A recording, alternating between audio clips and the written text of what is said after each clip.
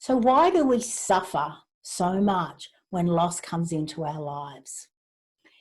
And I'm pretty sure most of us have heard of Kubler-Ross, and they explain the 5 stages of grief, which are you go from shock into denial, into frustration, into depression, and then acceptance. Okay? And they say that takes time, and you can take time.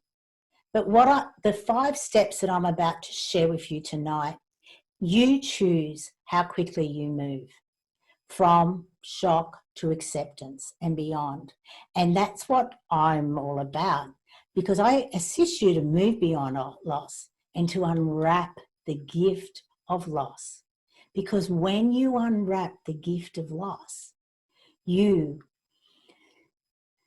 actually move from being down and out to a place where you're living and loving. And that's why I designed it as a staircase, because we can easily take the steps to come into who we are going to become, the new person that we're going to become, which is pretty exciting, I think.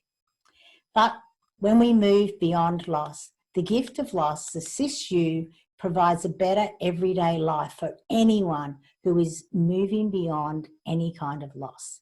And that's what I love about it. It doesn't matter what kind of loss you are moving from. This system, these steps work for anyone.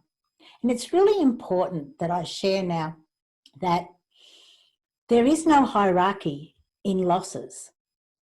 It's, you know, a lot of people think a death of a loved one trumps a divorce and things like that, but there's not.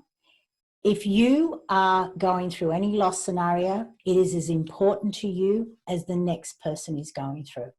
And it took me a long time. It was through studying all of this that I came to that realization. I remember saying to a friend who had been separated and divorced from her husband for 5 years, and she was carrying on about it still. And I was going, seriously? I lost my son and you're still carrying on about your divorce? And I have apologized to her since then because I was being ignorant. I didn't realize that there was no hierarchy. So it's really important for us to understand that. And this is why, because there are 3 aspects to every single relationship. The first aspect is the physical. Now, the physical is the way that we are together, the way we hang out, the things we do and say, the way we touch each other. And the second one is the emotional. And the emotional is all-encompassing. It is the good, the bad, the glad and the sad. All of our feelings are wrapped up into our emotional relationship with the other person. And then the third aspect is the spiritual relationship. And that is the intangible part of it. We know that we're connected to this person, place or thing. We're not really sure why. We just know that we are. Now, when a loss event occurs, it's the physical relationship that changes, because we will no longer touch them or speak to them or hang out with them in the same way that we did previously. The emotional relationship and the spiritual relationship lives on forever.